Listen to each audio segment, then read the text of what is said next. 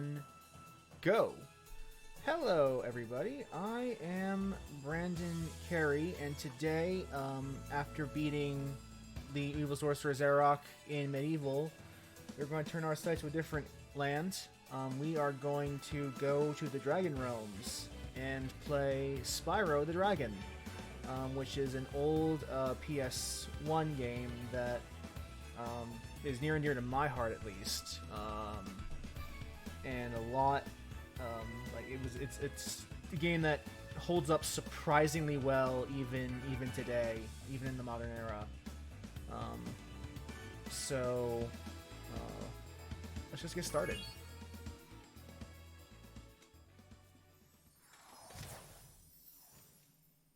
In the world of dragons.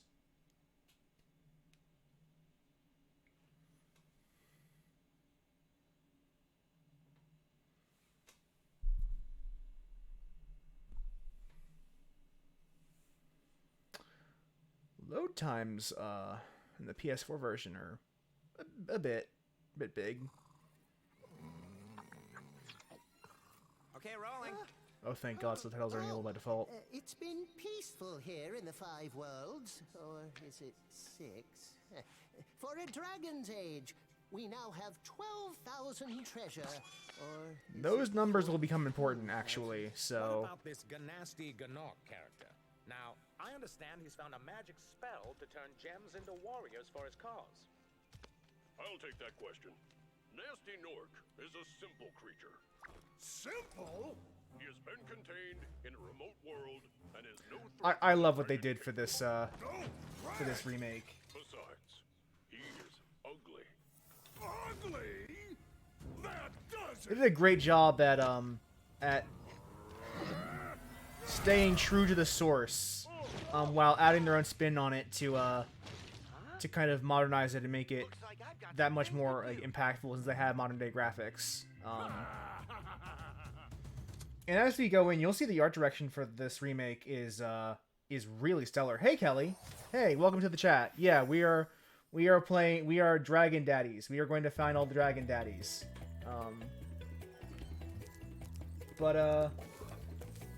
As you see, now we are in full control, and we're gonna rescue our first dragon, who is one of the hottest ones in the game, if I'm being honest. Like, look at that man. Look at him. For releasing me, Spyro. Free 10 dragons in the artisan world, then find the balloonist. It's a good-looking man right there, is all I want to say. Nestor. What about Nasty Nork? I'm going after him. Find dragons first. That's all I can tell you. This game does have a really good art style. Like, all the they did a great job of capturing, like, adding their own spin on the dragons without like compromising the art style. Like, the art style, like, it's still recognizably Spyro, but the artists and the creative team did a great job at adding their own sensibilities to kind of modernize the game and make it look that much better in HD. Like, I'm always impressed every time I see it. So, for those of you who aren't familiar with this game, this is a very old school, like, classic collectathon game where each level has a set amount of trapped dragons, treasure, and occasionally dragon eggs. And our goal is to collect as much as is required for progress. Where's Nasty Nork? I'll torch him. Keep your horns on, Spyro. You have much to learn first. Do you know what the dragonfly following you is doing? His name is Sparks, and he's helping and protecting you. Keep an eye on him and see what I mean. I forget the name of the original voice actor for Spyro in the PS1 days, but in this version, they replaced him with Tom Kenny, who did the voice in 2 and 3. The decision was made to kind of like unify the voices across the 3 games. And I am... yeah, there we go. Got him. which honestly, I understand why they did that, and I appreciate it. Although I will say that we'll see it later on, a couple of Tom Kenny's choices and reads weren't the best for a couple of lines. Like one, yeah, this is going to be a 100% run, Kelly. I am going to I'm going to get everything, but I do want to point out like how you progress in this game. Each world has a requirement you need to get to the next world, and If you prove your worth by rescuing 10 dragons, then you may use this balloon to fly to a new world. yes. So in other words, to get to the next world, I need to just rescue 10 dragons, but each world has its own separate requirements for how to proceed. Though for this run, this is a 100% run of the game, so we are going to go for everything, just straight up. And thanks to the way this game works, you can get everything in a given area as soon as you arrive in it. There is no Metroidvania style you acquire powers through the course of the game. No, the kit you start with is the kit you have for the entire game. And so once you enter level, you can be confident that you'll be able to 100% it just the moment you enter. Cool, Flash. Do that again. The artisan's boss is through a portal in the Dragon Mouth, but you are not yet ready, Spyro. First, you must complete one of the other artisan lands. I like the watermelon in his hand. It's a cool little detail.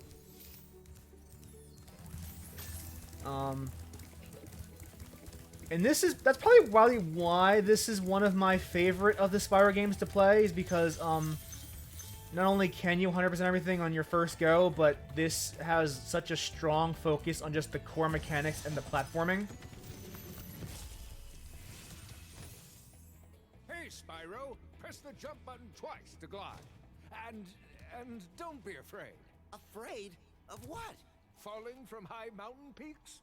Plummeting into prehistoric glaciers? Oh, that. You're right, Kelly. Part of why Spyro is kind of great is that it's always had this very strong core focus on its platforming challenges. Although I will say, and this will be a series about both Spyro and Crash, inevitably, but to avoid talking too much about the later games, I find that at some point they started getting a little too gimmicky, which is why I tend to... Skateboarding was in Spyro 3, and no, I didn't particularly care. Like, it's fine, I just don't think it's good. But I found that a lot of later Spyro games ended up being a little too heavily reliant on gimmicks to keep the variety up, when especially this first one kind of showed how much you can get out of just the platforming by itself. And that is the homeworld complete, so we can start playing actual levels, but an early game secret that you're not supposed to know about until late game, but if you know it, you can just do it.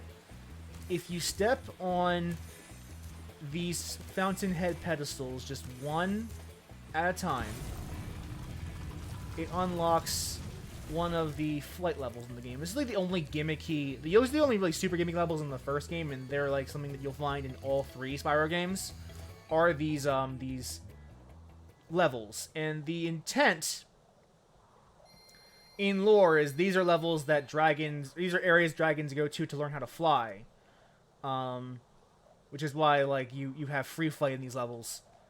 But basically, in order to 100% these levels, I have to do all of the challenges in one go, and each challenge has its own like items I need to blow up.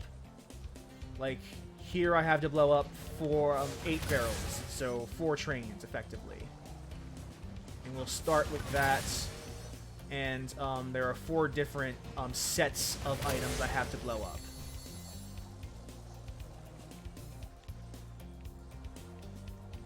And I am losing time, because I forgot the map of this level. And trains probably should have been something I saved for last. That or the chests. But too late to go back now. I'm probably going to fail this already.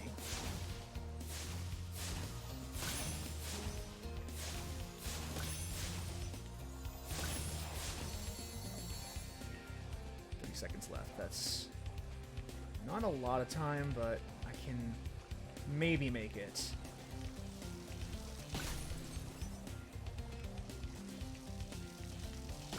And now it's the arches, and last will be the plains, which can be the most problematic of the collections. Actually, you might get the plains in between the arches. I will say, these started getting kind of prescriptive towards the end of the trilogy, but these first few ones were very freeform in how you handled them. Like you could get some really impressive times if you knew what you were doing, or if you didn't screw up like I am apparently doing right now. Oh, this is still salvageable. Oh fuck. Come on, come on, come on, come on. I have time. I don't have time. Damn. The Switch port, technically, Kelly, to answer your question, is fine. But you will suffer from a loss in visual fidelity. If you don't mind that, then you're all good to go. You're all set, golden. So yeah, as you can see there, the challenge, there's the all-in-one challenge, which you need to do that as well to perfect the level. But I've played this on the Switch, and in the Switch version is fine. It is a perfectly good port of this game. I didn't play 2 or 3, but I did play all of the first game on the Switch. This is the PS4 version, though. This version I'm playing this because it's just better visually, and the PS4 controller is a little better for this than the Switch controller would be. But Switch controller is again, it's absolutely just fine. There's no real issue with it. It's just a matter of first preference because I played this game so much on the PS1 controller that it seemed blasphemous to do anything else.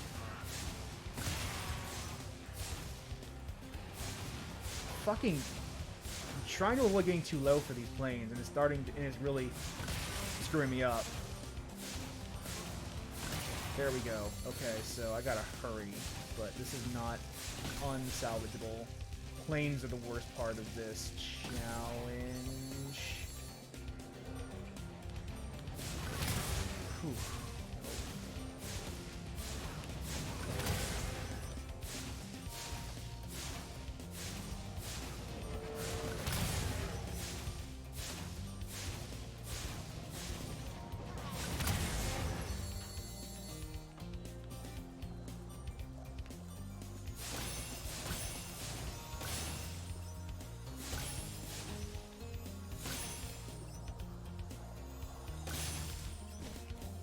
Whew. Save that. Holy shit.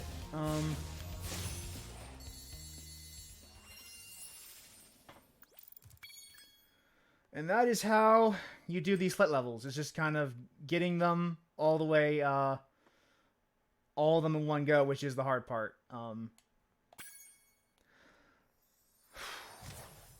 I have to admit, when I played the PS4 the Switch Spyro, I played on the Pro controller. And that does like I would not play this on the Joy-Cons. I don't like the Joy-Cons as a controller, honestly. But the Pro controller is quite sufficient.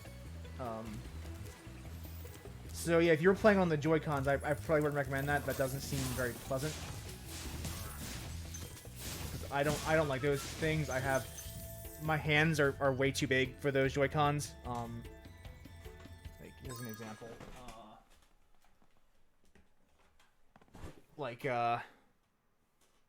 My hand, I can't, like, these aren't really great for me to grip. I need the paddle that you attach these to make it into a controller before I can even think of using these.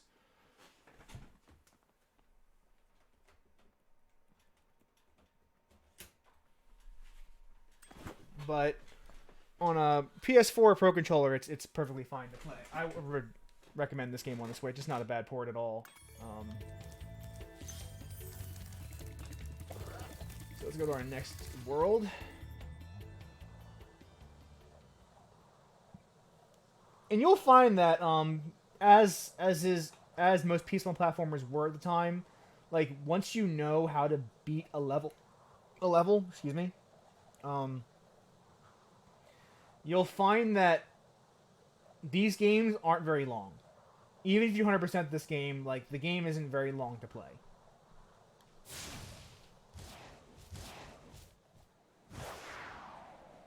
Also, they added the ability to play with Spyro in the loading screens. It's always nice. I also like the transition between it was more seamless in the PS1 era, but I do like that transition from like you're opening the portal and now you're flying to your next objective, and while it looks like there's no loading time, actually there is like a gigantic loading time. Just obfuscated by the fact that there's an animation that's making it seem more seamless.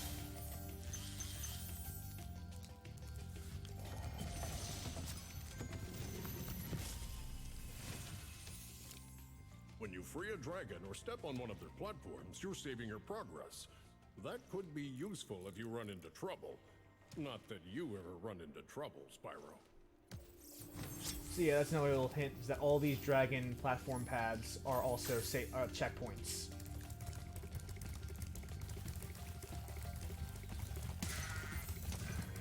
And like, this is actually, this level is a good example of how this game, how this remake did a good job of filling in details. And I will get to that as I get to the top portion of this level. Also, you notice the thing, especially with the earlier levels in the game, is that the exit's right here. I could finish this level right now if I wanted to, but we're 100%ing this game, so we're gonna actually go through this level and do the things in it. After you've freed all the dragons, pass through this fancy vortex thingamajigger. It'll take you back to the artisan home. But first, let me tell you a story. I cannot stress how important it is that they have these subtitles in, and these subtitles are good subtitles. They have the black box to make it easier to read, the color text so that it's easier to see who's speaking, and the fonts. Even though the font's fancy, it's large enough that it's not an issue. Like, it's hard to stress how important those subtitles are, and how it's important there that they added them to the game after release, because that was an issue. That was an issue that did get fixed.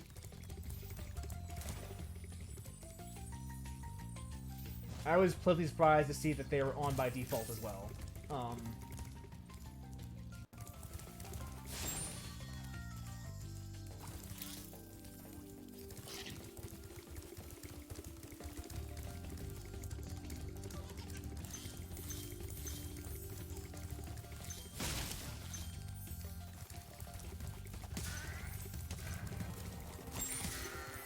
Collecting treasure, killing some old men. Although I guess the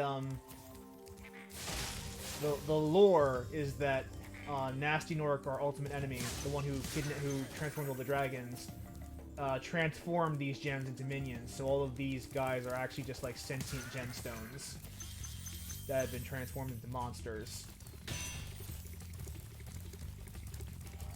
Although why Nancy transformed a gem into an old man with a stick is anyone's guess.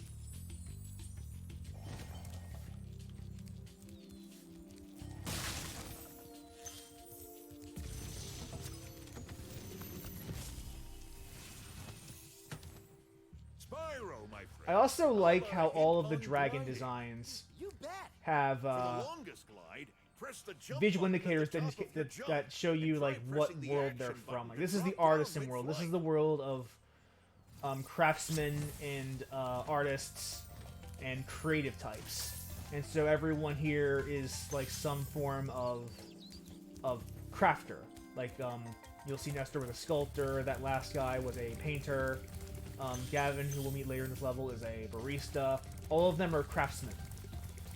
And you'll find... hey, Nanakiri! I am having a great fun with the dragons. And something I do enjoy about the new designs for the Reunite trilogy is how they use the staging and the props to show you, like, these are artisan dragons.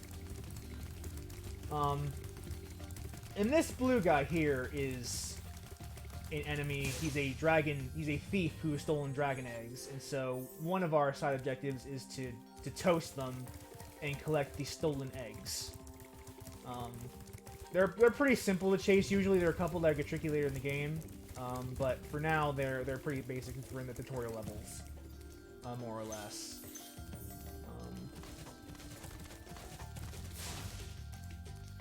What was the? Oh god. First, one thing that I noticed when I first played this Reunited trilogy is previously, since it was a PS1 game, these were just expanses. These were just cliffs that had like just a long terrain and nothing on it, because this was an enclosed area and you couldn't get past these gates. But they added enough detail in the background of this level that you get a much better sense of place than you did in the PS1 era. This feels like a real world well, not a real world location, but a Dragon Realm location as opposed to just a level in a video game. And a lot of the art direction that I noticed, especially in the later levels of the game, does help lend that like sense of place that was kind of lacking in the base game. And let me see if I remember. There was control scheme. Okay, because there was, they added this in. I had to look this up. But they added in the trilogy, a move from the third game.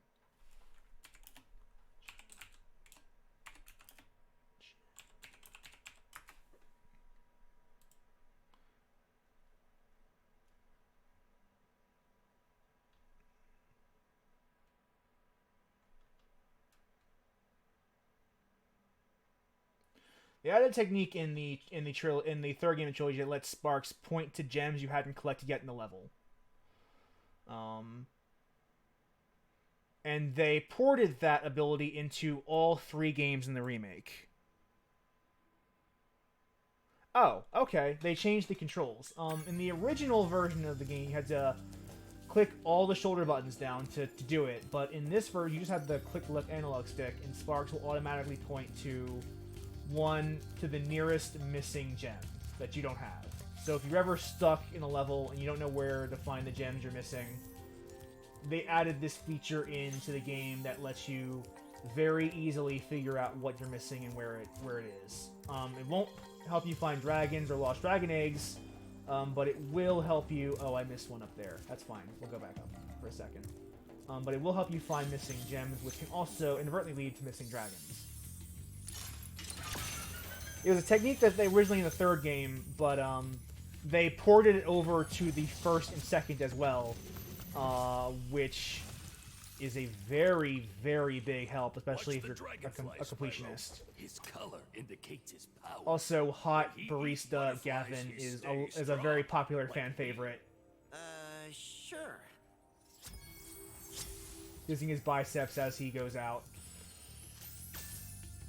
This game really, really upped the hot Dragon Daddy factor when remaking the dragon designs. Like, there are some sexy dragons going on now in this game. Let's see, oh, that's pointing upward. Okay. So everything I'm missing can be on the top level. So like, I should have waited where I went down. But since we are a completionist run, this will make our run just that much easier.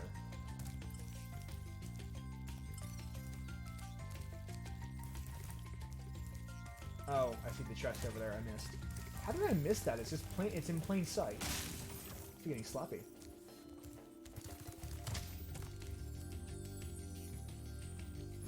But like, it is difficult to overstate how much love and care went into this remake. Like, they did a lot to make sure that it was up to snuff, at the level of quality that the fans were wanting this game to be. And the team who worked on this should be very proud of themselves, because they did a fantastic job. This should be the last one. Yes. Because not just in terms of preserving the gameplay structure, but also in just improving quality of life and just a couple of small ways that make the game just a little easier to play.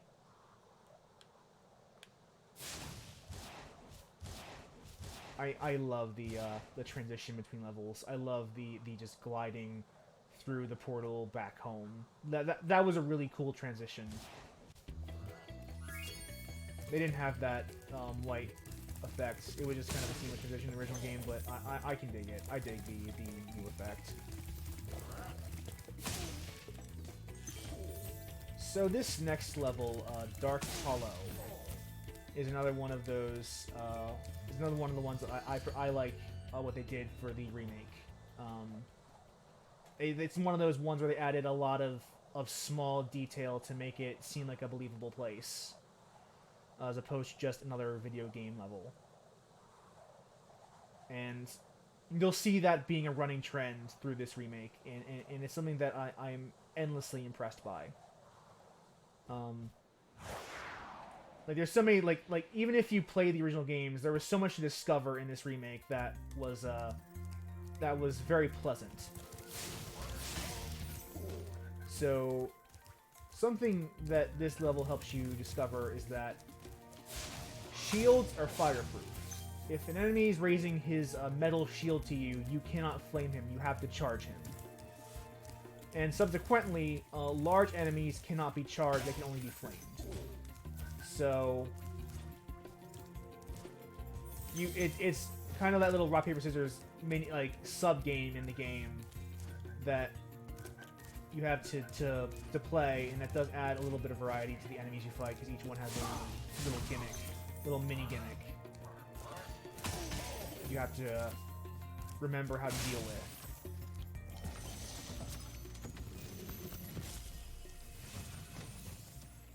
Oh, it's you. I wasn't sure if you'd escaped those annoying little creatures. Of course, they wouldn't bother me, but here's a hint. Notice the ink quill and the parchment in his hands. But a charge attack will take care of them. Yeah, see, that's what he's saying. His metal armor is fireproof, but you can charge enemies that are covered by metal armor. But notice the inkwell and parchment and quill. That's because one thing they added in this version of the game is that this place, what was once just kind of like an empty dark glade, is kind of like a library. You see these bookshelves, all these candle lights that make this place seem like a place where you would go to seek knowledge and to read up on subjects. And that's one of those like nice little touches the remake added, was just a little detail like, oh, this place is a library.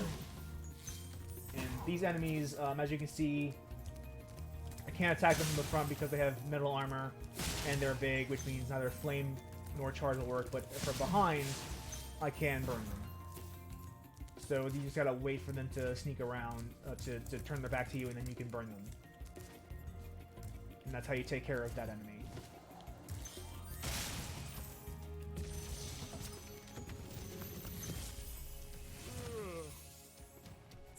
Spyro, wanna know a secret? Use the action button when you want to zoom in and look around. Oh, your secret's safe with me. So, that was important in the original game when Spyro 1 was released. Just like in Medieval 1, these analog sticks didn't exist. They weren't there. So you needed a free look functionality, which is preserved in this game, but since I can now just rotate the analog stick to move the camera, I don't really need it as much. It's not as necessary. What this room teaches you is that with free look, you could miss this key over here that otherwise would be hard to see. But now that I have a free look just innately in the analog stick, I don't need that to help me notice details that I might have missed. And again, where this was once just an empty room, there's books in the background to make this feel more like a library. But yeah, the honestly, the ability to just have free look, just to have the analog stick move the camera, is one of the biggest boons that I could ask for with this game. Because it's something that the original PS1 game desperately needed. And with this key we got from that little hobby hole over there, we can open this chest and get some more gems. And now we'll go this way. This is a little bit of a trap. They expect you to charge in and then get beaten by the club over there, but we're going to angle ourselves properly to avoid that mishap. You might use fire if you want to. That's kind of that's optional though. It's not really important.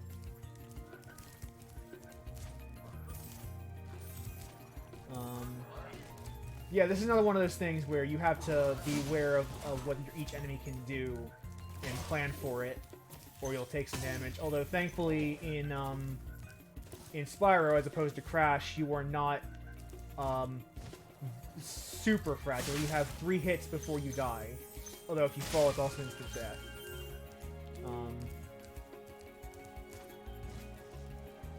Where in Crash, just 1 hit will kill you. And you can get extra hits, but they're not default. They're something you have to acquire as a power-up. So Spyro is a bit tankier than Crash is. But as a result, the game does expect you to get hit a bit more often than Crash expects you to get hit. It's one of those little trade-offs.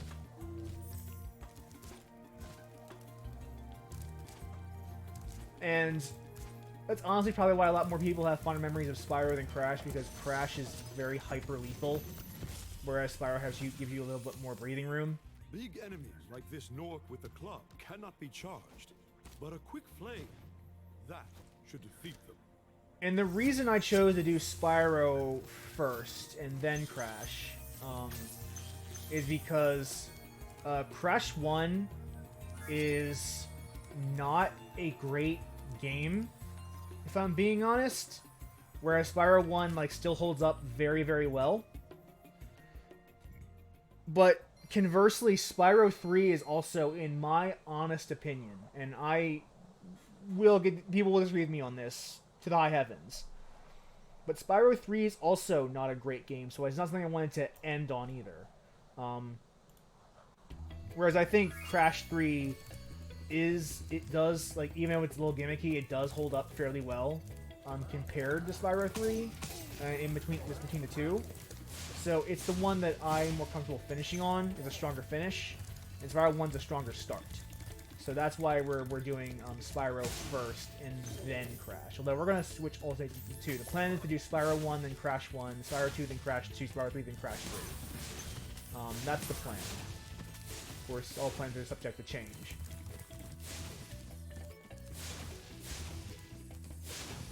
I don't really need you. I have your treasure already.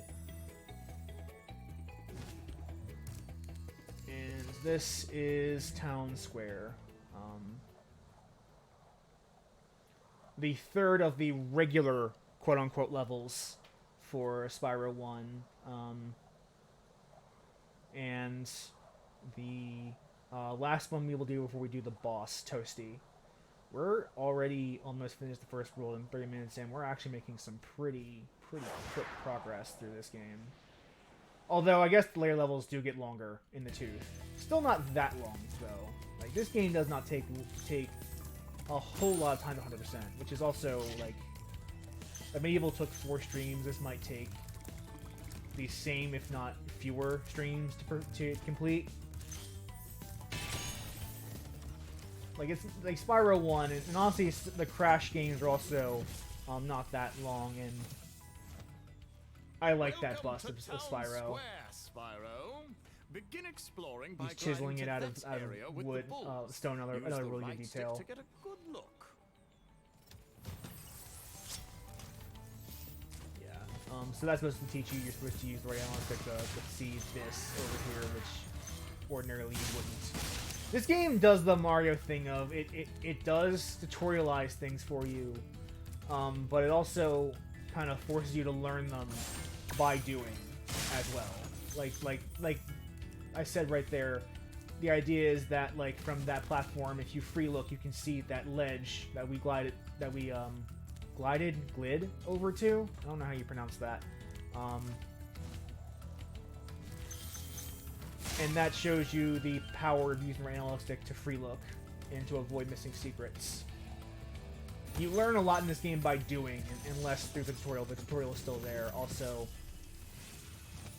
this Thanks Spyro Cake is fourth wall breaking as all hell, but hilarious, and I love it. You get your longest glides by pressing the jump button at the very top of your jump.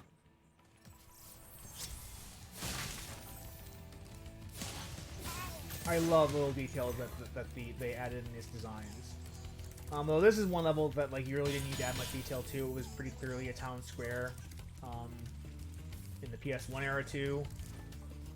But the extra, like, little details in the shrubbery and in the texturing in the background, they do add a nice touch. And the HD coat of paint also is a huge factor.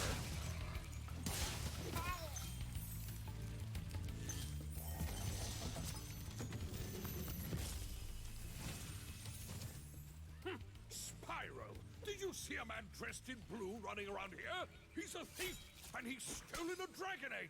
You've got to track him down. The animations are also a lot more animated, or not a lot better off. I'm getting a little winded. In the PS1 era, these dragons didn't really move much at all. It was kind of shot reverse shot, and you'll see like remnants of that in the remake as well. But the fact that the dragons here have so much more life to them, they move a lot differently.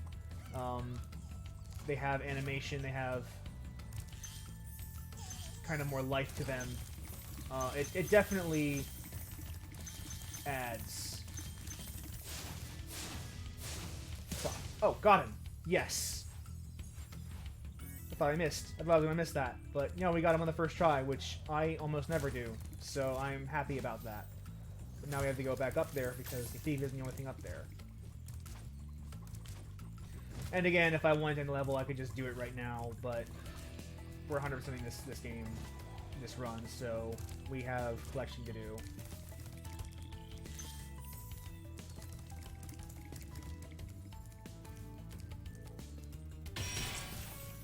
That free look coming in handy once again. So, glide.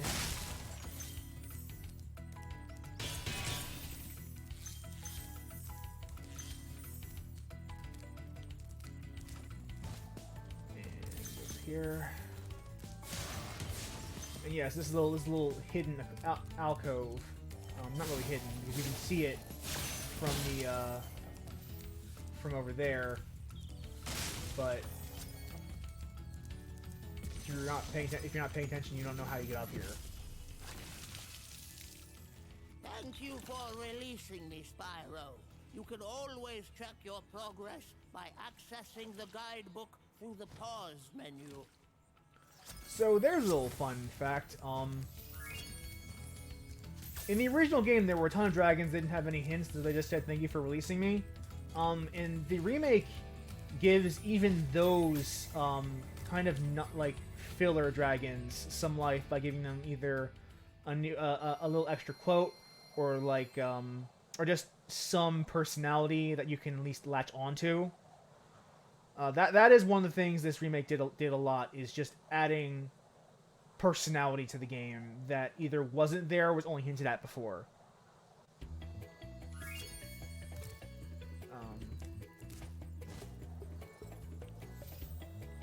And now that we've beaten all the regular levels here in the Awesome One, before we move on to the next world, we have one more thing left on our plate, and that is, now that we've beaten at least one level here, we can confront the boss. I use that in the heaviest quotes because the bosses, aside from the final one in this game, are completely optional, and almost all of them are pretty universally bad. Not bad as in, like, overly difficult, bad as in they don't feel like true boss fights. And you'll see what I mean in a second.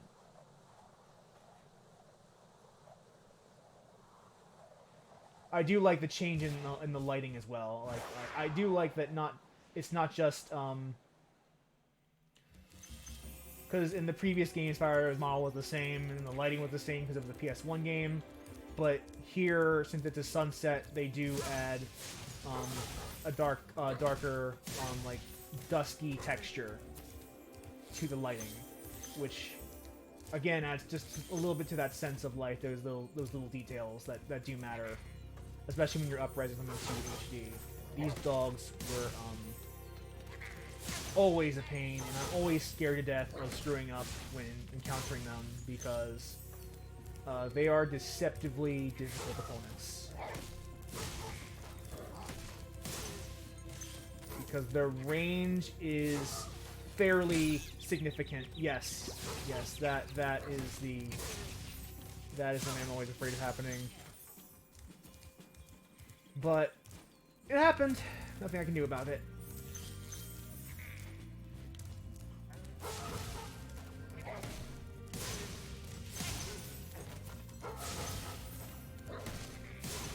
Something I do appreciate, at least in this level too, is just the concept art. Some of it is for stuff we'll see in future games. But that wasn't obviously that wasn't in the original game.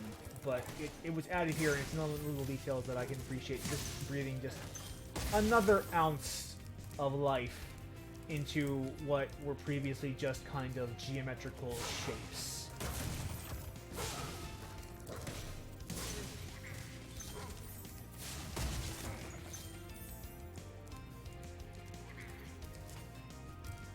And one thing I also appreciate is that this level isn't a, like in the previous game, this was a perfect circle with this little alcove over here, and you see that there's like geometrically it's still that perfect circle in terms of gameplay, but because of the texturing and the details, it doesn't feel perfect. It feels like there's a slight curve, a slight imperfection to it, and that just adds a little bit, another one of those little details that this remake did a great job in conveying.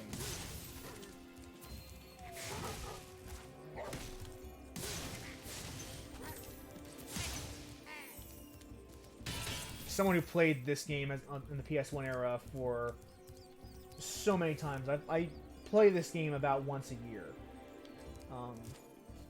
Once a year or every 2 years, I play Spyro 1 in particular, and occasionally I'll also play 2. I like 2 not as much as I like 1. Like, 1's my favorite of the 3, and I'm probably gonna get some controversy on that because I know a lot of people enjoy 2 and 3 a lot, and I do too. I just like 1 more. Has put one of his most devious henchmen in charge of the artisan world. Bring him on! I think I smell a barbecue. Be careful, Spyro. Toasty has many tricks up his sleeve. That's it for the dragons in this world, and this is the actual quote-unquote boss battle. As you can see, it is just Toasty himself, that Reaper-looking thing over there, and a dog. The dog is about 3 to 5 times scarier than Toasty is. And the second phase of the boss, that was phase 1. Is just 2 dogs.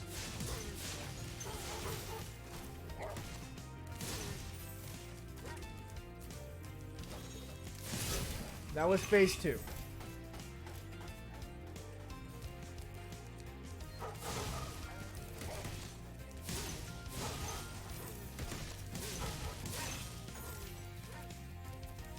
And this is phase 3. Boss fight over. And that's what I mean when I say that the boss fights in this game are kind of weak, is that there's not a whole lot of actual challenge here. It's just kind of going through a normal level, and then occasionally you flame a special enemy.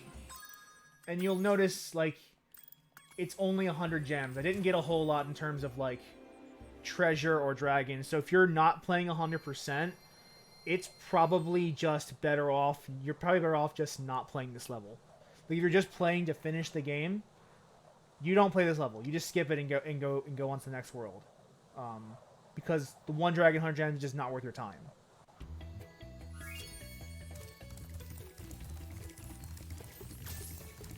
And with that, I believe that is the end of the Artisan Land. So we will go on to the Peacekeeper world. Wow!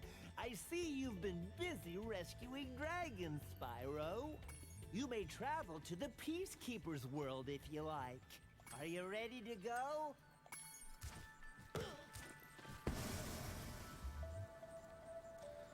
And the balloons is how you travel to the next world.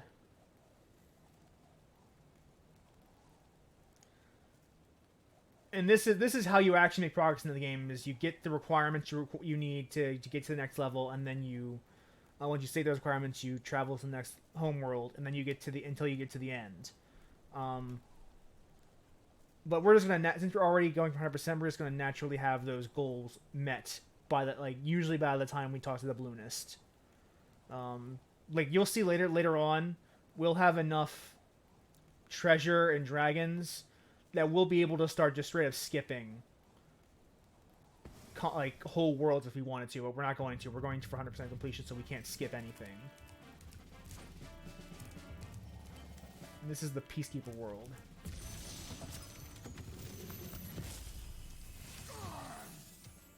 Welcome to Peacekeepers. Look how our treasure has been stolen and turned against us. Please, recover our treasure, Spyro. Collect treasure. Got it. And you'll see that the dragons here, since this is a more warlike area, the dragons here are shaped kind of like soldiers or knights or warriors. They're kind of a little more muscular. They're kind of a bit more rugged and tough. But because that's their identity, whereas the artisans were a bit more focused on that ability to craft stuff. This is more about the ability to do damage and to kind of, as the world says, keep the peace.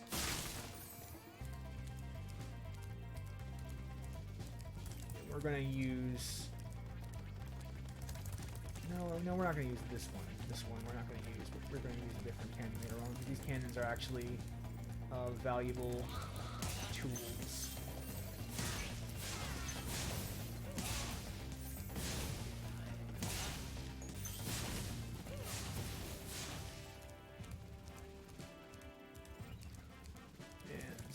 You also notice this is more of a desert, whereas the artisans were a generic grassland, because the people here, the climate's tougher, and so they're tougher.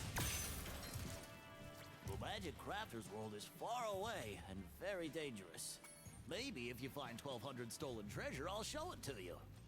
As you can see, we're almost at that 1,200 already, because we spent all that time in the artisan world getting all that treasure. And that'll be a recurring theme that will be either almost or sometimes at the requirements before we even hit certain areas.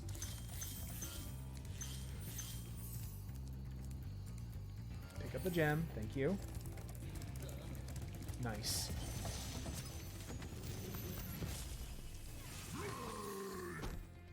Hey, Spyro. Sparks the Dragonfly has been doing a good job protecting you. Make sure to keep him strong by feeding him lots of butterflies. There are a lot of people who came to that just straight up. There are a lot of people who are big fans of Big Magnus. And honestly, respect. And use that not just to blow up that target, but to blow up these treasure boxes.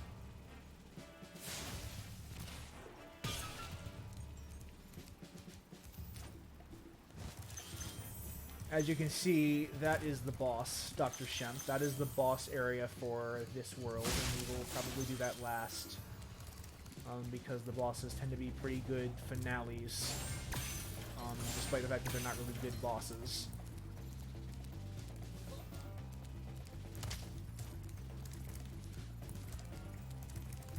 Leave over here. I missed an egg thief at some point in my running around this area. Or maybe I haven't got. Oh, there he is. Okay, I haven't gotten to him yet. That's why. And we'll probably do this flight level first, but I'm not going to do it until I've finished collecting everything in the homeworld. I personally like to collect all the stuff in the homeworld first because it makes me feel like it satisfies a need inside of me. But technically it'd be more efficient to do the levels as I'm running to them for time, but we're not a speedrunner. I'm getting a lot better luck with the thieves than I usually do, so thank you, stream, for that. Thank you, stream luck.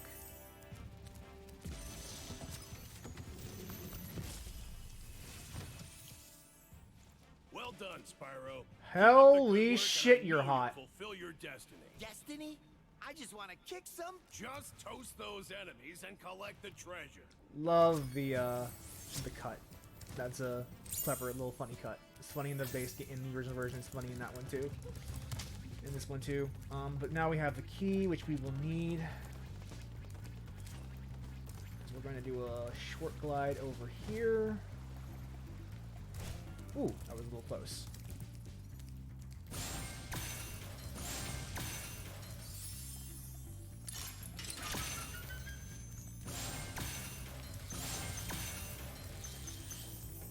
Now we are clearly missing some treasure. Thankfully, we have good old Sparks to guide us. Now, thankfully, water is an instant death, but Spyro can't swim. Oh, I see. I see. Why? How in the hell did a gem get caught up there?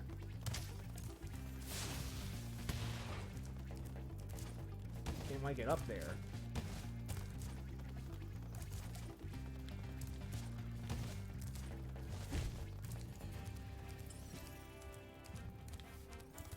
Well,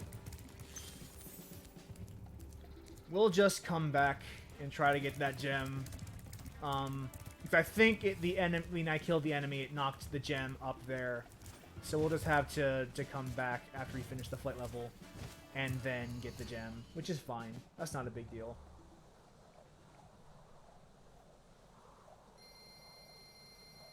Let's do this flight level first.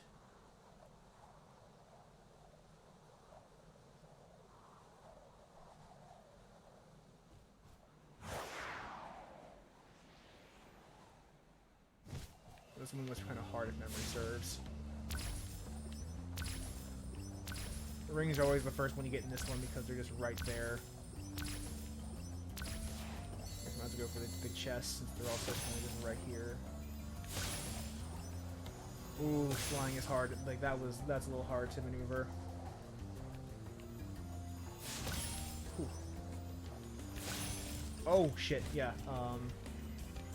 Yeah, you lose if you hit the water, so I'm always like trying to avoid doing that because that was a problem I used to have back in the day and honestly still do. Because the water is really easy to hit. Get some of these lanterns while we're here.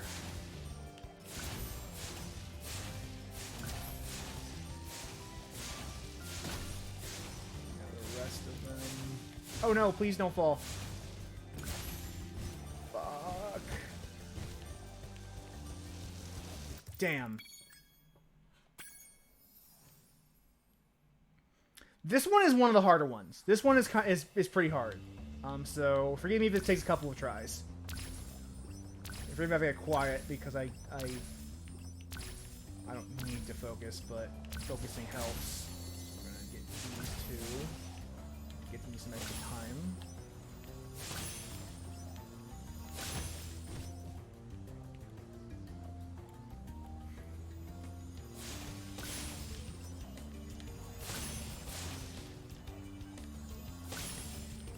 I will say the analog stick is really helpful in these sections.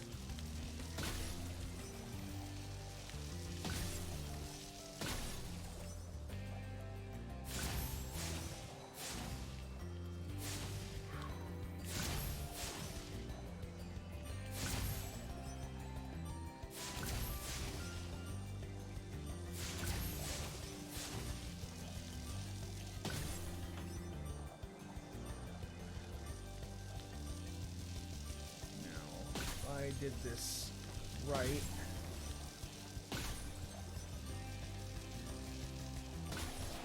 And I don't think I did it right. I missed the last lamp. Where is it? Shit. Oh well.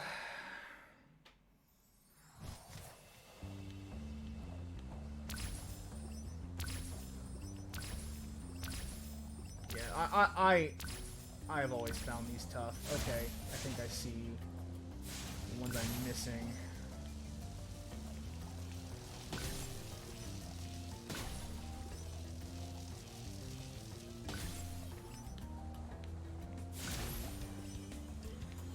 Yeah, you can get a little creative with how you take these challenges on. Oh no, mother. You can get a little creative with how these challenges are handled. If you want to try to maximize the time, and it's easier said than done. Some of these are pretty tough to get right.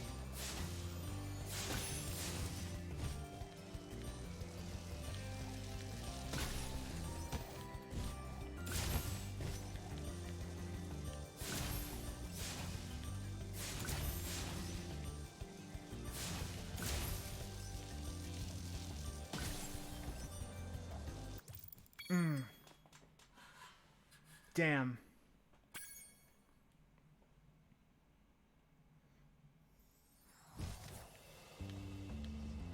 Yeah, I'm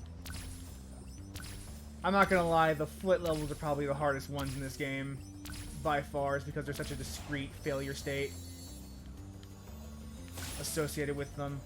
So we're probably just gonna try to not do anything fancy and just go for the standard quote-unquote win.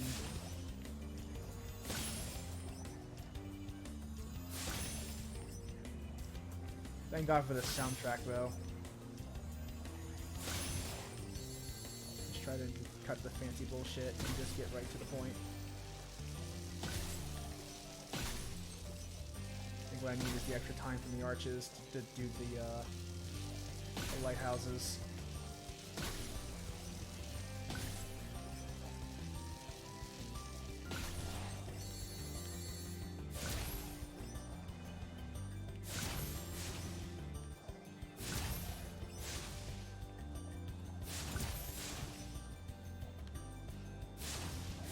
No, no, no, no, no, no, no! Shoot!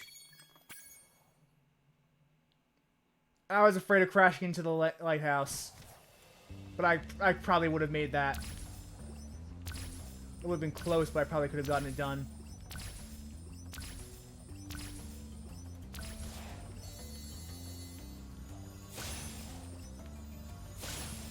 Problem is that the arches and the lighthouses are like so close together that they're close together, but not so close, which makes them frustrating to try to get. Like the rings in the chest are very discreetly sectioned off, but then the arches and And the lighthouses are a bit tricky to take together in tandem.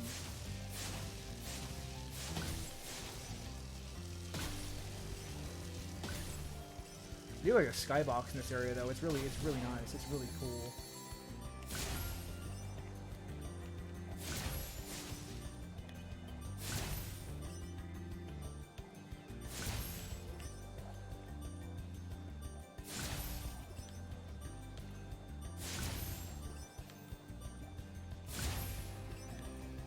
And done. Whew. That was tough.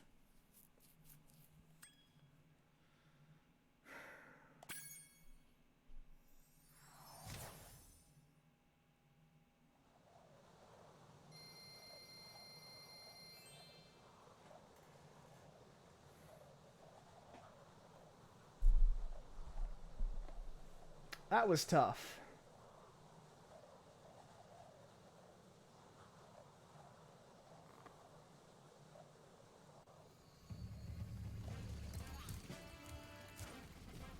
I also like that early on, a lot of the enemies in the homeworlds are absolute chickens and won't actually fight you.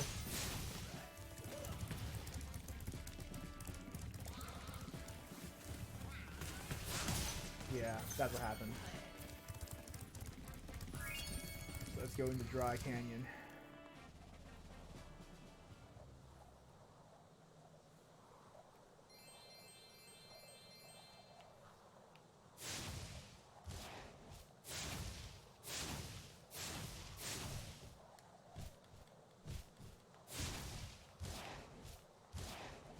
You couldn't do this in the original game, so I take every time I can to do it.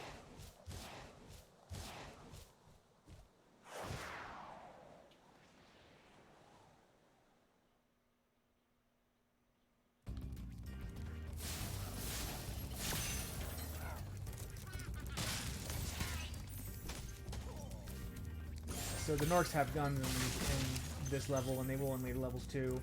You also noticed that because this area requires gems and not dragons, there are far more gems in these levels than there are dragons. No, like that's the one like cool little designs. What? Huh? Oh. Thank you for releasing me, Spyro. You were in Death Stranding.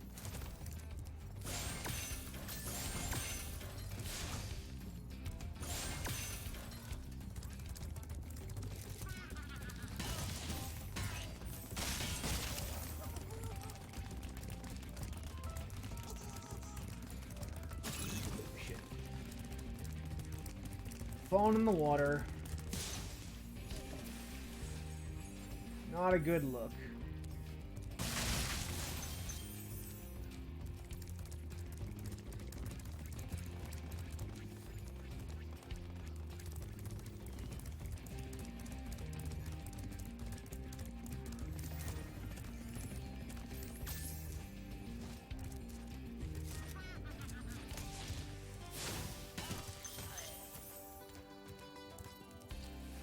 Again, the soundtrack for this game, phenomenal. Really well done. And you notice this level in particular is where they start to ask more of you as a player. Now that you're through the tutorial world, the artisan world, levels in this section start to ask you to do a bit more than you were doing before, in terms of platforming challenges, in terms of gliding, in terms of dealing with enemies. And each level will start adding more and more threats, and more different threats and gimmicks your way. And they're all just variations of the core mechanics. Like the mechanics in Spyro 1 at least never change or never get added to. It's just little additions and little tweaks in changes on a per level basis.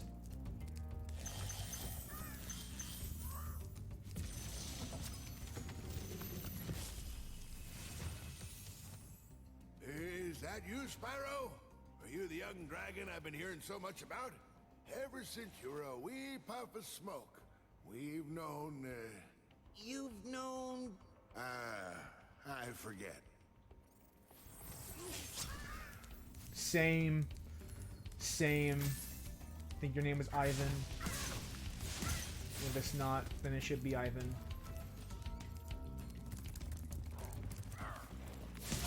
Wow, they flew quite a distance to try to get to me.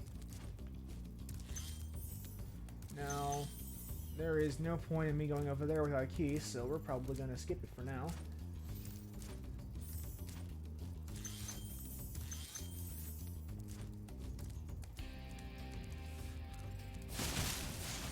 Let's get this extra life over here while we're here.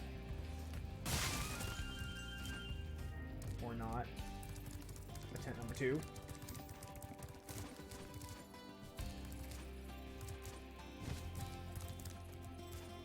There we go.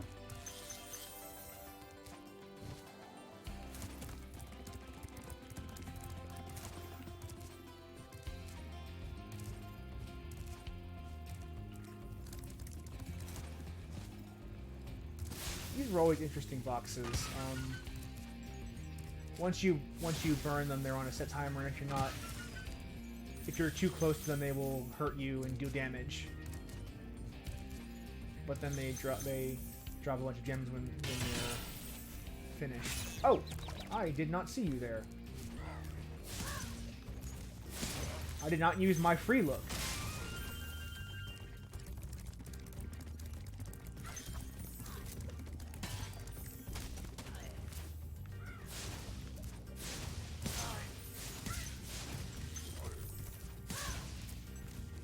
As you can see, we are right where we started. That's the place we glided up to, and now we're on the other side.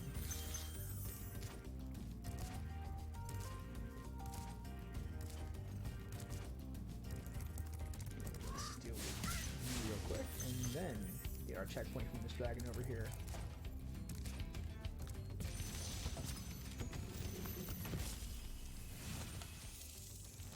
Right, Canyon. Hello, handsome. Good gliders.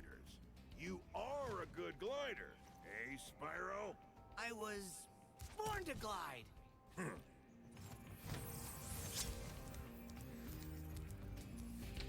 See, the original read of that line for Spyro was that he was a bit nervous. I was born to glide.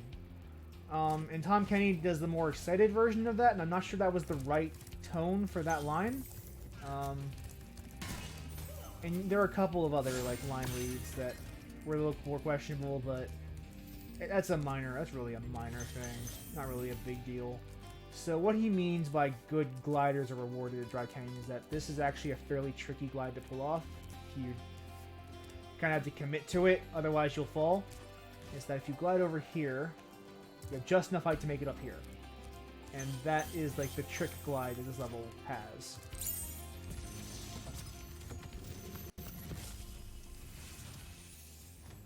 Incredible glide, Spyro. I thought I'd be stuck here forever with those ugly vultures standing on my head. Those birds might look tough, but they're pretty tasty. Flame broiled with a pinch of salt. And now that the trick glide is done, we have the key as well for that chest. You'll notice that levels don't tend to have multiple keys for chests. It's a very deliberate choice on designers, I think. Oh, did I? Yeah, I missed it. Okay. No, that's not a big deal. We can just glide over here instead.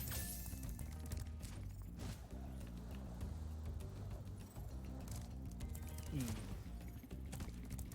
And now we have the key. We can come back here and open the chest on that platform over yonder.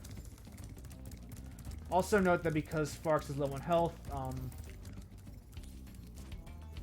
he is now sad and kind of hurt looking. Because Sparks is your health indicator. Like in lore, whenever Spyro takes a hit, Sparks kind of shields him from the damage of the blow. And once he's out of stamina, then he disappears.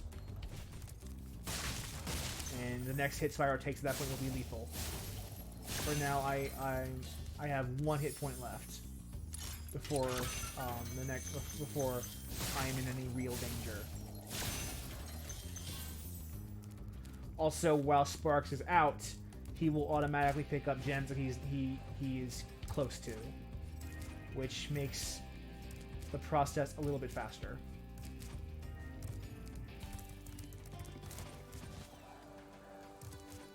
But I think we're done here. Yeah. Got a few more gems to pick up before we head home. Don't want to actually open up the portal on accident.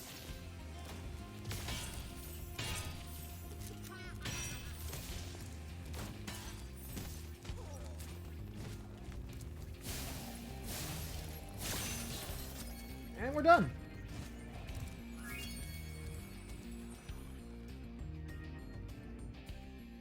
One more level down.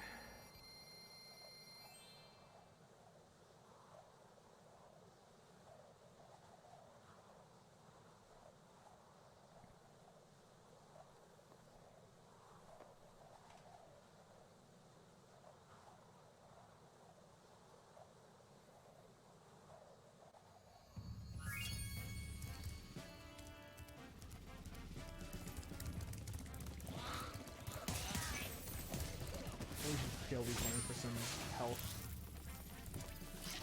Yeah, these are what you would call. Each level has what's called fodder, and fodder is used to release butterflies that Sparks can pick up and swallow for health. So let's go. This is Cliff Town. This is one of my favorite levels in the game.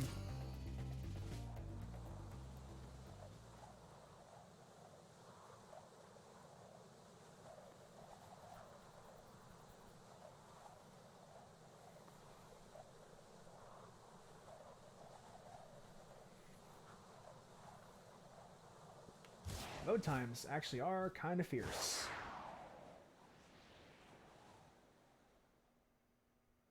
Could be a lot worse though. They could be Crash remakes load times.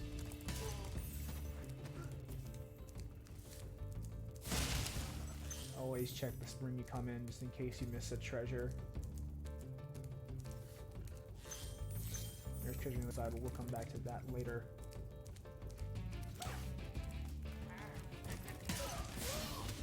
And there's also gems in the pots, so you have to flame them as well. Now, do not be fooled by this texture. That is lethal. If I glide down there, I will die. There is no hitbox down there.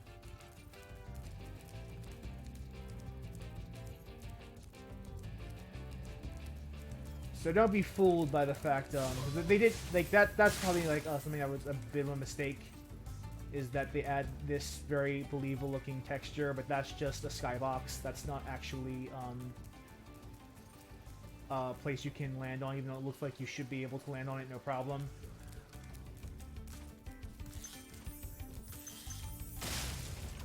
Like even now, I feel myself tempted to just try to jump off and glide down over there, but even though I know for a fact that it's lethal.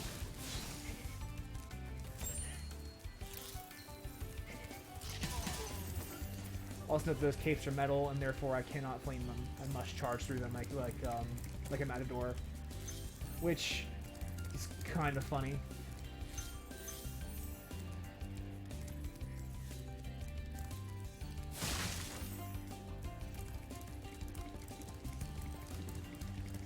But you'll see why I like this level in a second.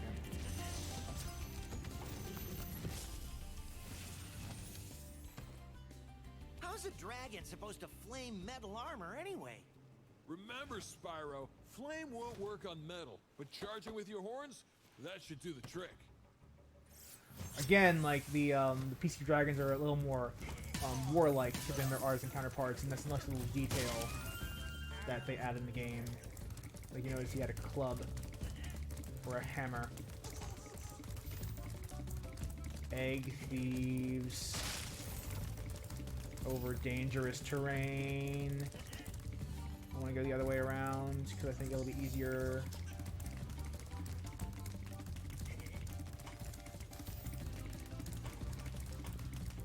close enough where I can be confident that the flame will do the trick.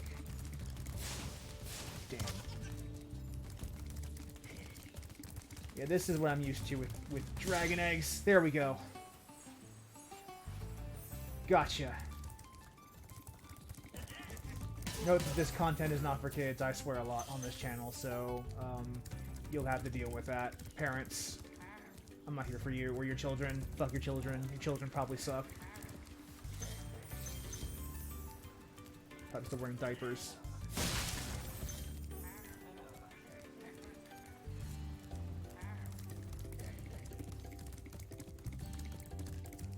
Also, if you're a child watching this, you should have your parents monitor YouTube content a bit better, because you could find a lot better places. I guess you find a lot worse places to watch than me, but you can find a lot better places to watch than me for sure.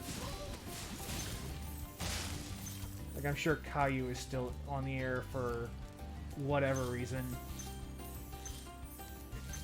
and that seems, well, no, that doesn't seem like a good use of your time, but I'm sure there is at least a show that is worth your time. Not Caillou. No one wants to watch Caillou. Chat, what are some good kids shows that we can recommend that people watch instead of this channel if they're kids?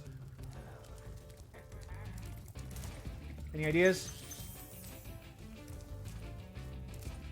I think chat's dead. Don't know why I asked the chat when there's one person watching. Person could be me for all I know.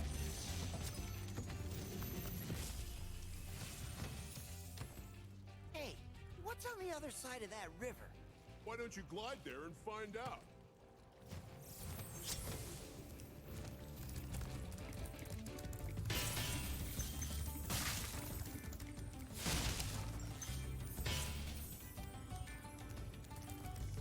So this is actually one of the things I like about this level is I like levels that have a very long glide. One that seems like you shouldn't be able to pull it off. Like glide over there, and I will have to at some point, but as you notice, as the dragon said, if you glide over here, you can actually make this. Just barely. It looks like you should be able to. Looks like this is just a background texture, but this is actually a part of the level, and I do appreciate that. That's a cool little touch. And again, they do add enough background detail to make this feel like an actual place, as opposed to just a generic video game level.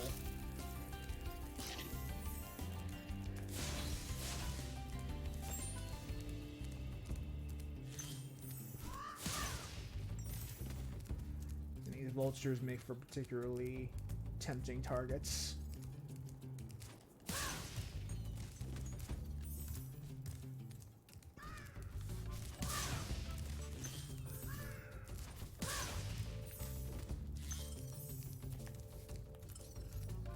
Alright, and this, yeah, there's a whole dragon over here too. You've reached the highest point in Clifftown. You can get to almost anywhere from here. If I were you, I'd use that whirlwind over there.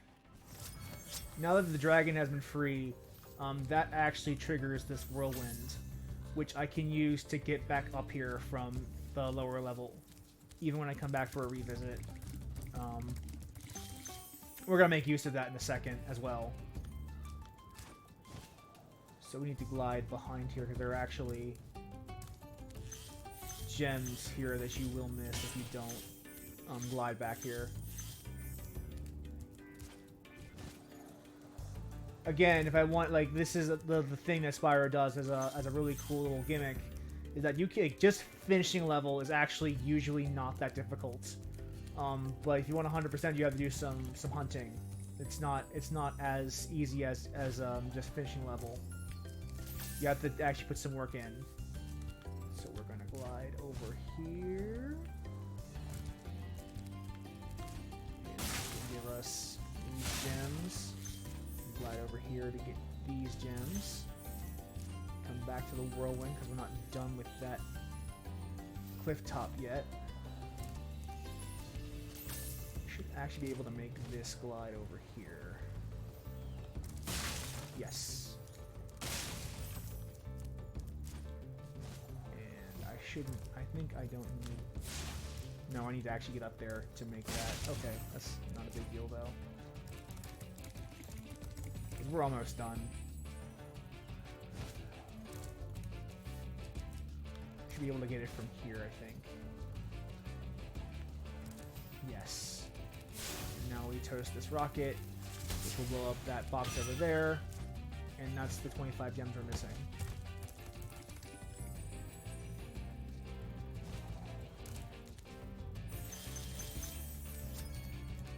And there we go. Our level done. Making good progress.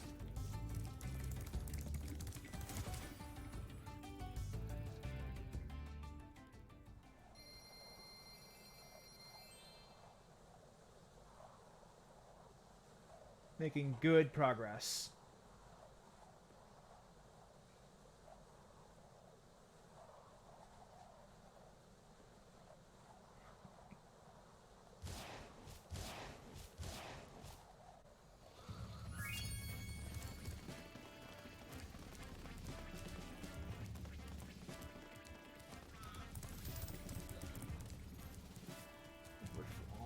Yeah, you guys got 2 levels left.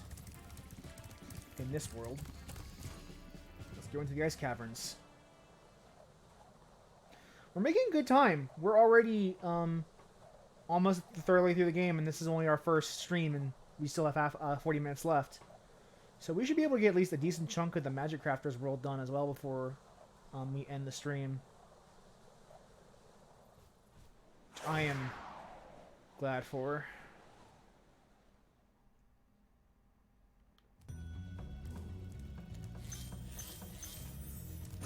This is a pardon the pun, a cool level.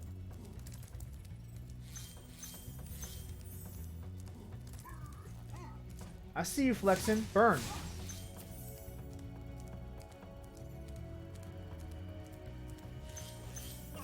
Oh, snowballs. Snowballs can hurt if they're made of the right kind of snow. So yeah. Oh, I think the bats are flattering this area, actually. A word of caution, little one. Wait Nice until sword. you grow big, like me, before charging those large enemies. Spyro doesn't grow big. He's eternally a 12-year-old.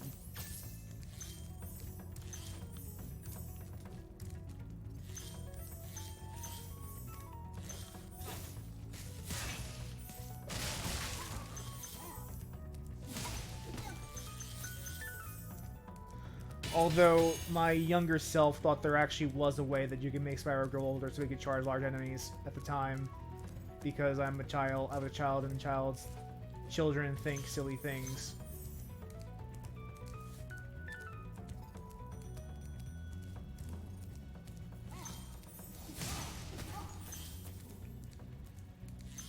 Here's a cool gimmick. These look like just ordinary lamps, but they are actually real gems. And you do need to do that.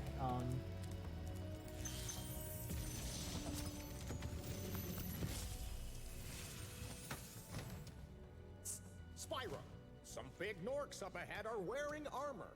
And in the ice cave, armor can make their feet very slippery.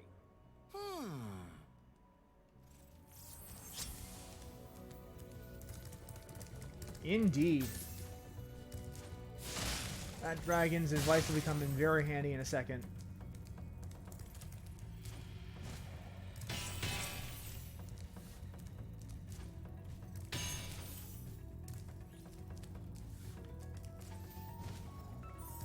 As you can see, there is a locked chest. And the key is over yonder. Just glide to it. And to save time, we're going to use a bit of a trick. If you want to save time, you can just die. And we'll keep the key when we respawn. Or reignite. See, now we're back here, but we have our key. And I'm down a life. but I have plenty of them, and I'm not really worried about using them up. Should probably move my webcam the next time I stream this.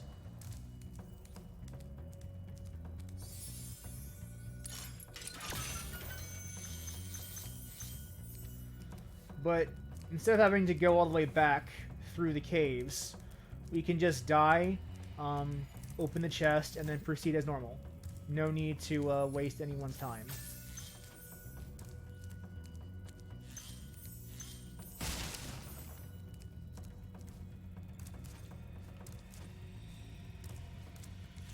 See, that Nork there is wearing armor.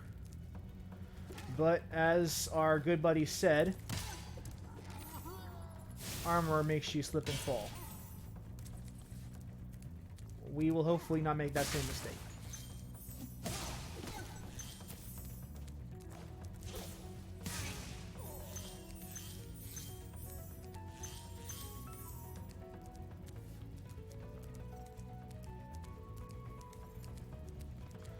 I see you, buddy. There you go. You're on fire tonight.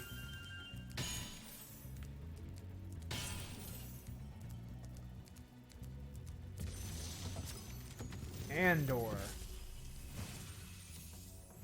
Thank you for releasing me. Why are all of these dragons so hot? Holy shit.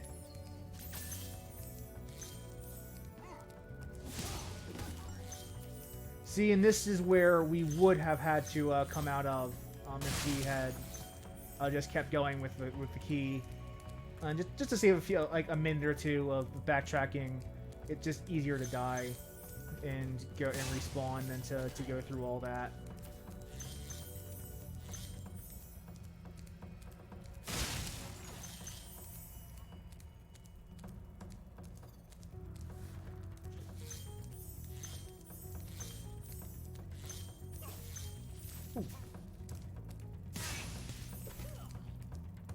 Now, there's the dragon and the end level screen, but we're not done just yet.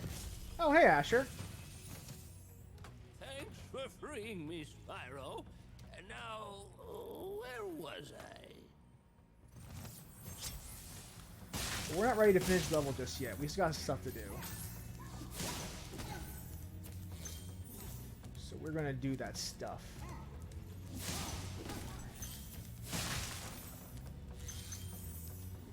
There's a way to get those lives. I'm not going to show it off, but it's a glide from like you can glide from the starter level to that location and just end it in the level pretty instantly.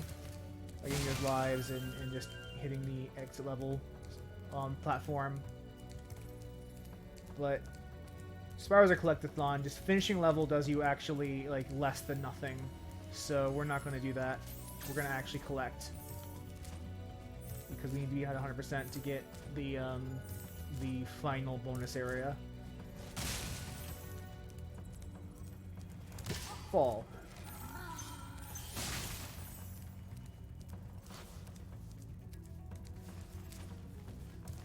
Look, we have snowshoes.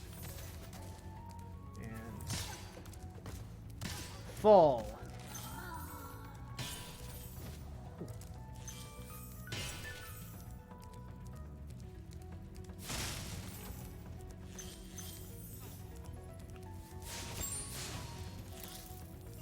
Bats are fodder here, they're not enemies. And these are more gem lamps. Take care of the enemies first. Ooh, 2 for 1. Ooh. Ooh. Ooh. Ooh. Oh, shit. Oops. That was close.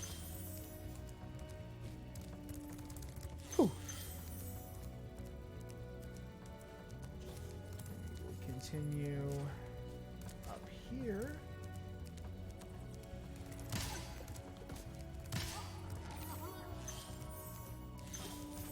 Should have be done the level at this point.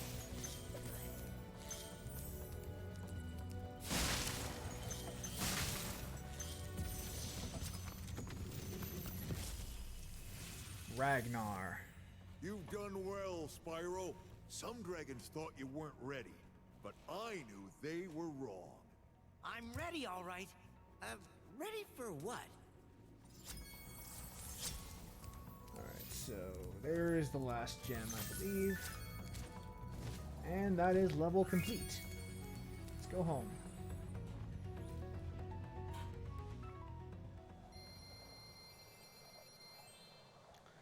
And I believe the only level left in this world is Dr. Shemp.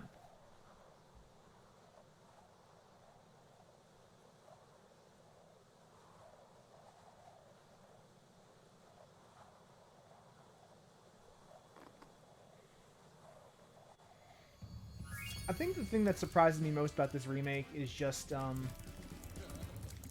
how well it holds up. Like, Spyro is an old game, back in the PS1 era.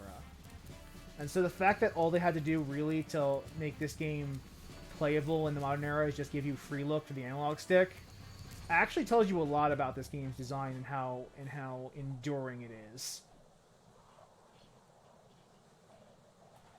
I also like how they change it when you're in the boss. It's not entering icy caves, it's confronting. So we're confronting Dr. Shemp, as opposed to entering Dr. Shemp. Hello! We don't have our sunglasses, so we should be blinded.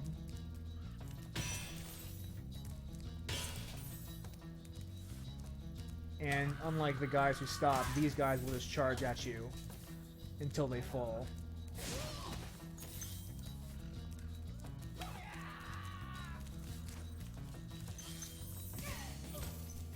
Yeah. Yeah, they will actually just fall if they miss you. She is condemning these people to their death.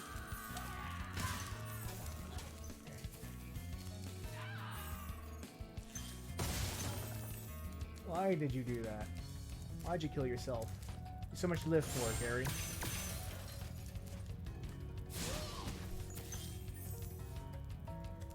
Poor Gary.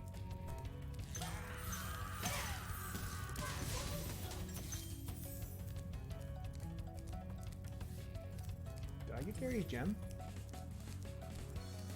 That was also Gary, by the way.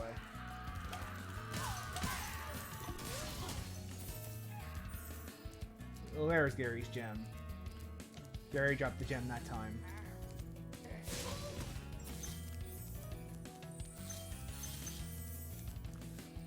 I'm also not sure what these creatures are supposed to be. So, from here, they make a pretty precarious glide. Although, you know me, I love my precarious glides.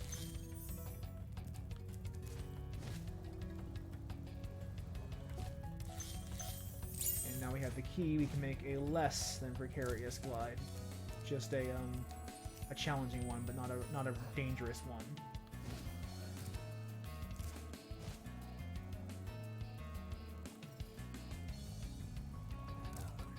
First. Ooh, that was dangerous. And this is the boss chamber, but we're not fighting the boss just yet. We just needed to come here to get this treasure. But now that we have gotten that treasure, we can come up through here and fight the boss.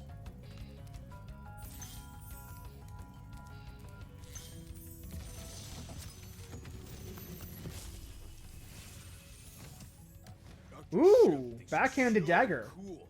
You don't know what it's been like listening to him over and over. But I tell you Nice biceps too. He should watch his back. Also the problem, like, honestly, like, the questions you end up asking is, like, once you free one dragon, why aren't they helping you at this point? Because the only thing that's special about Spyro is that he just got missed. Yeah. Yeah, you should never show your ass to a dragon. You'll get burned.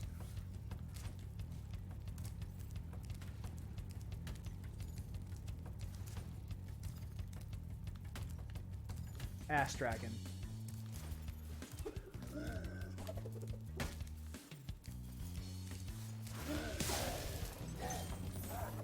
I told you, don't show your ass to a dragon. It'll get toasty. As Toasty will explain to you.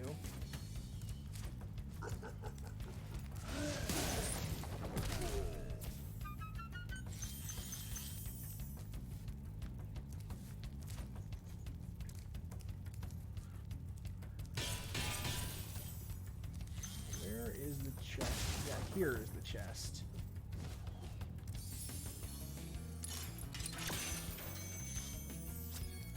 So here is speed running secret number 2. If at any point returning home would be tedious to get to, just pause the game and exit the level. You'll keep all your gems, you'll keep all of your dragons, all your dragon eggs, and you don't actually have to hit the level exit. The one exception is the boss fight Toasty in the Artisan Lands will only activate if you have hit the level complete for at least one Artisan World. So if you do this on all the worlds in Artisan Lands, you cannot confront Toasty. You have to actually exit one levels manually through the exit. Although it's the Artisan Lands, that's not really a big ask. And with that, I believe we are actually done for Peacekeepers. So let's move on believe how fast you found so much stolen treasure. to the Magic Crafters world. Hop aboard for the Magic Crafters world if you're ready.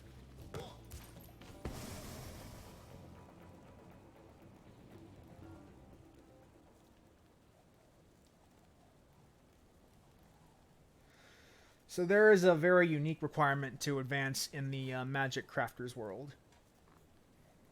And we'll get to that in a second.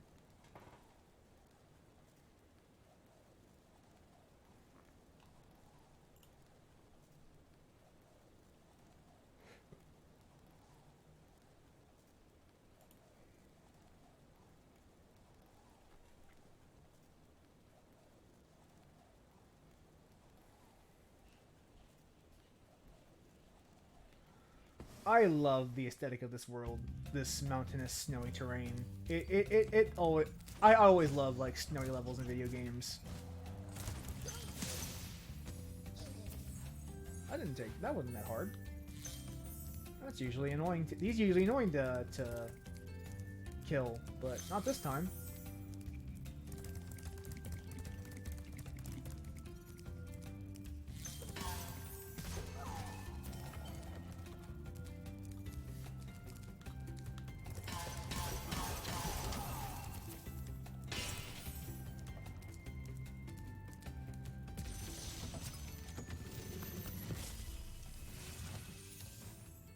Welcome to Magic Crafters. I want you to release the dragons, reclaim our treasure, and recover the eggs from those pesky blue thieves. So you'll notice up until now, the first dragon we release in each level has given us the objective. Nestor from the Artisan Land told us to rescue dragons because we needed dragons to advance into the next world. The guy in Peacekeepers told us to collect treasure because that was the objective for that world. This world's objective is dragon eggs, which is why the dragon in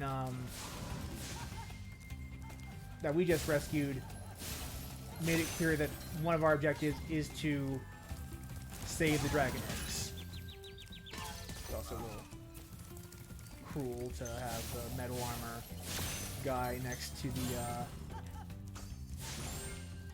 the druid that you have to flame or have to charge really to kill.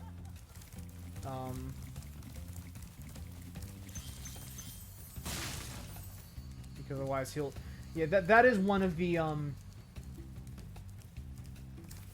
unique challenges of the Magic Crafters world is enemies with the ability to manipulate terrain.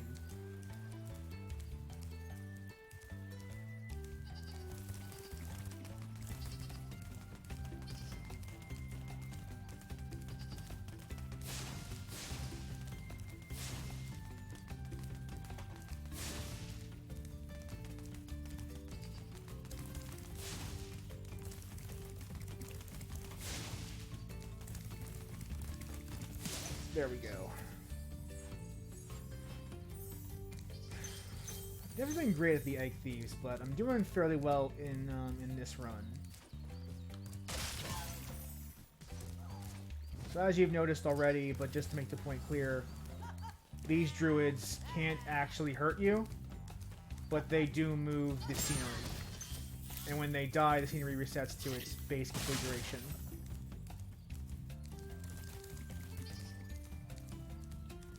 So that's one of the gimmicks of the Magic Crafters world, that they have magicians who manipulate the terrain in some way.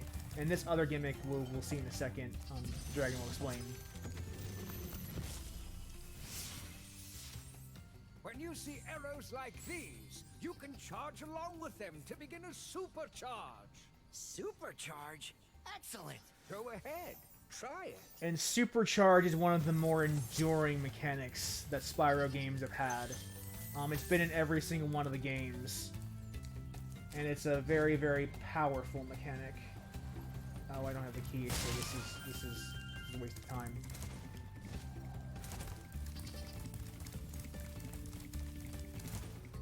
So Supercharge allows you to charge even heavy enemies. And kill the druids before they shapeshift objects. Also, you notice that we charged that metal chest as if it was nothing because we were supercharged. I missed one. Yeah, I missed both of you, actually.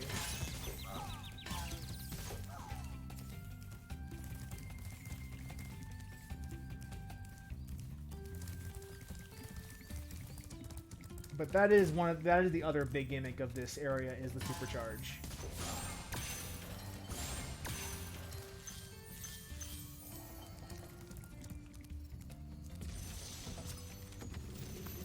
Boldar. This portal leads to a special place where you can learn to fly.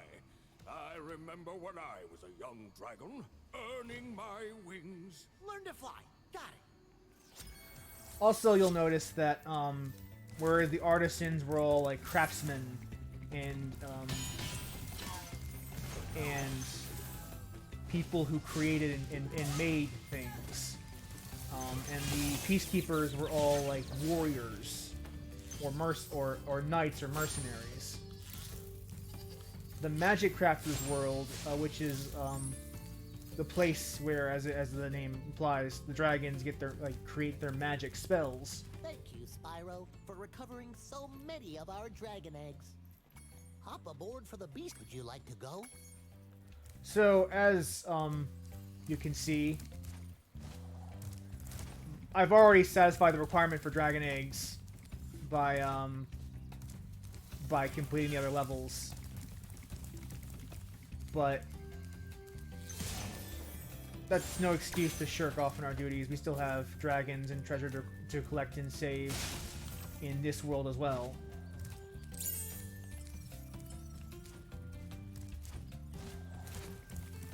So without further ado, we will go through probably 1 or 2 levels here before we call it quits. We got a foot level to do at least.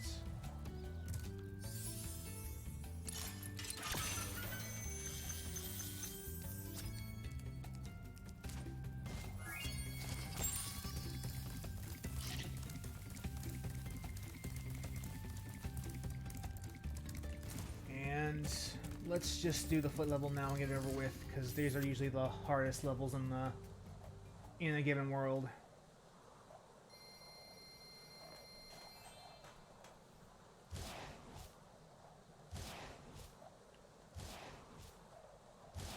And we should have, after this, hopefully have time for 1 more level before we call it quits. I like it in this one, the rings are rainbow colored. This is a special area. And arches as usual. I love that they have the fairy, because otherwise you would never guess you had to go right.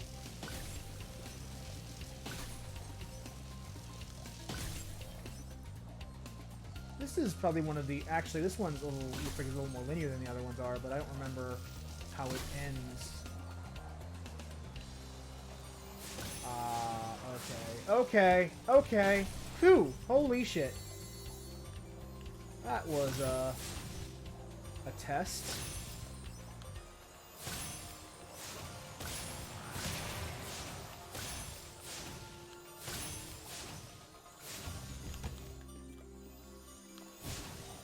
Well, blew it at the end.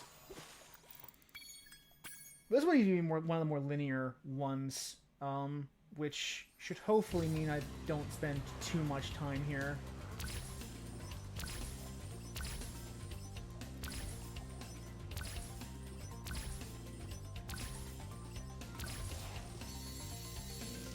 Turn.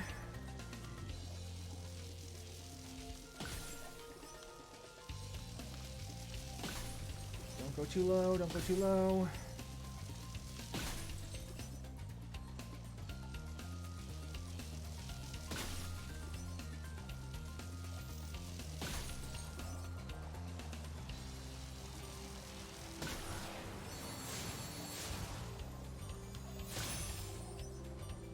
Oh boy. Yeah, they don't make that particular area easy. I gotta chase those planes afterwards.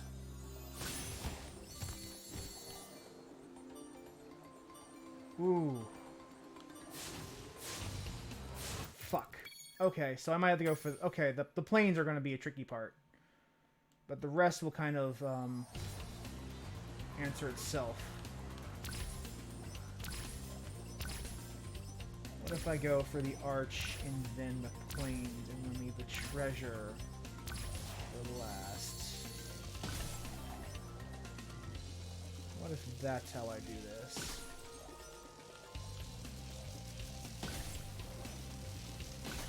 I am curious how like speedrunners handle these split levels. This is a speedrunner's paradise because of the timing portion of it.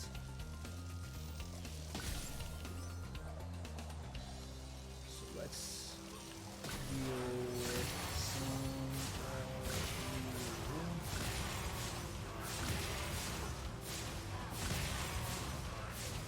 Oh, this actually works out quite beautifully. Now we're back where the treasure is. We can just start those. Oh, that's perfect. That's wonderful. Rediscovering old strategies. That was actually pretty easy. Nice.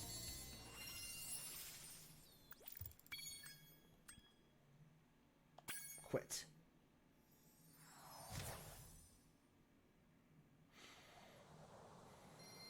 And we're getting better and better at flying with every passing homeworld.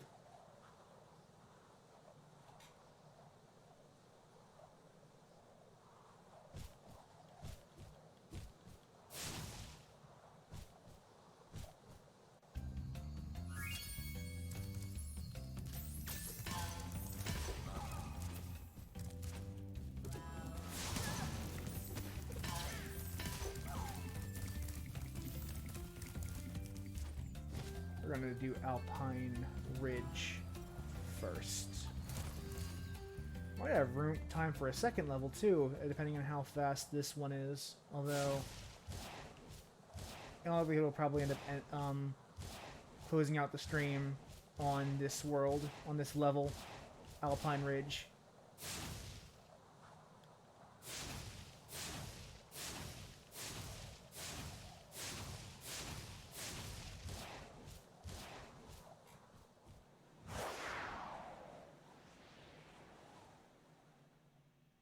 I love that spin, that loop-de-loop in the air.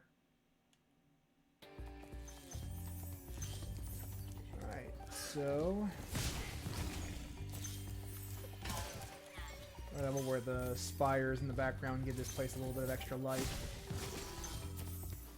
As you, the druid hopes to knock us off with that. And I aim to miss, apparently. Yeah, the druids are definitely a recurring problem in this world.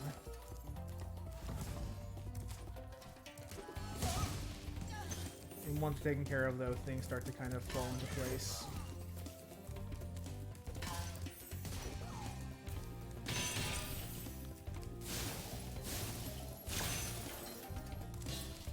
Not too bad so far.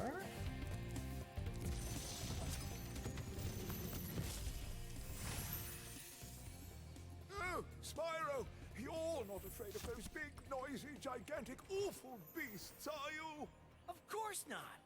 Oh, good. I didn't think so. This game has a good sense of humor to it. It always did.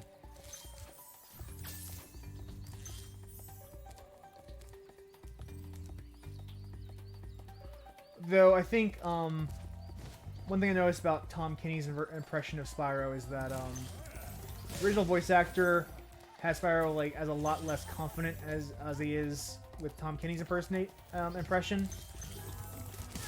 Tom Kenny like sees Spyro as this very like confident, almost cocky, young character, whereas the original voice actor has a much different kind of tone, where he's like this dragon who thinks he can do it, but is not 100% sure. He's open to that possibility where he might not actually be enough. And if you compare the original delivery of some of these dragon lines to the original, you will notice the difference in tone. It's very slight, but it is noticeable. And just like with the medieval, like the way it's less horror and more like Tim Burton-esque, that interpretation is not wrong. It's just different from the original, which doesn't make it any inherently like better or worse. Just different.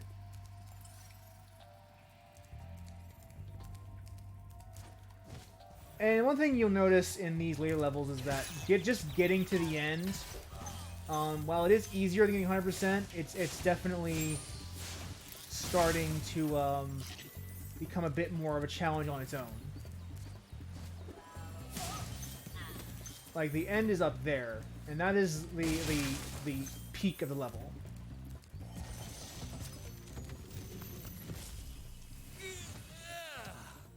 Thank you for releasing me.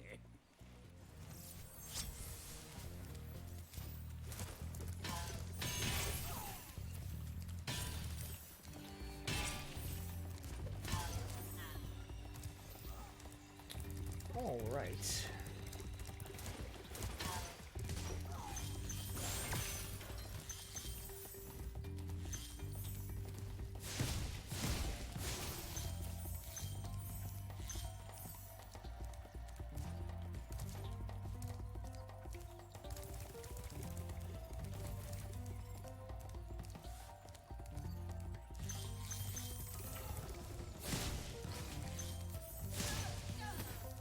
Druid is down.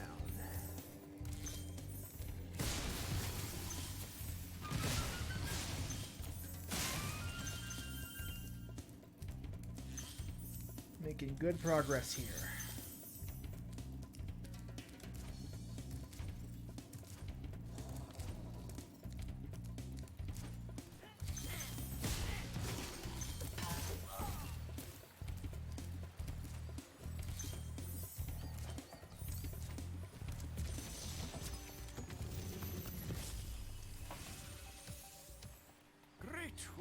Spyro. If you keep this up, you'll learn all the tricks of the magic crafter's world. Alright, I have room for one more level in our timer. We'll see.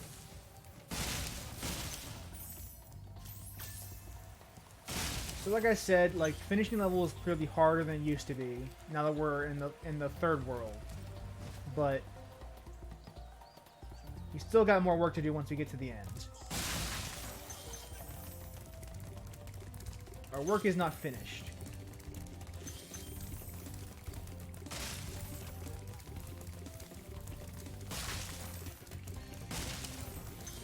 Got this egg thief to take care of.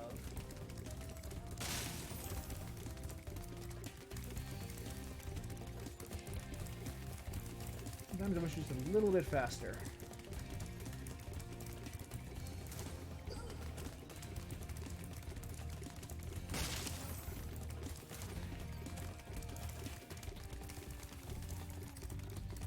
Fudge.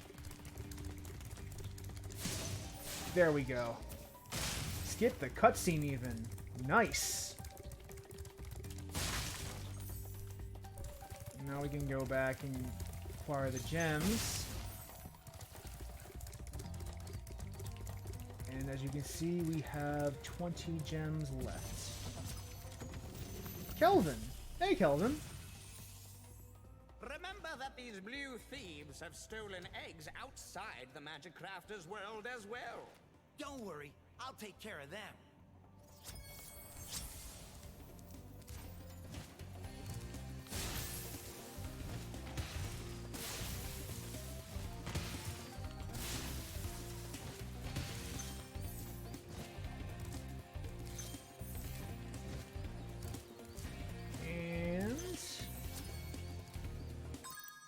Exit level.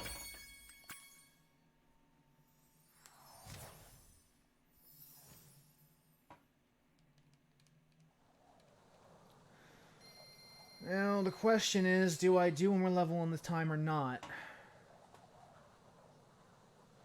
I don't think I'm actually gonna have time to finish another level in the 5 minutes left that allots me in the clock. So, once we hit back to home, I think we're actually done for the day. So, thank you guys so much for watching. And we will continue Spyro next week. Take care, and goodbye for now.